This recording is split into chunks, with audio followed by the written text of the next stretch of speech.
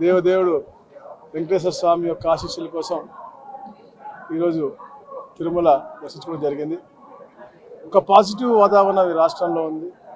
ప్రతి నెల కూడా ఒక నూతన ఉత్తేజంతో, నూతన పెట్టుబడులతో, భావితరాలకి మంచి సూచికతో ఈ రాష్ట్ర ప్రభుత్వం ముందుకెళ్తా ఉంది.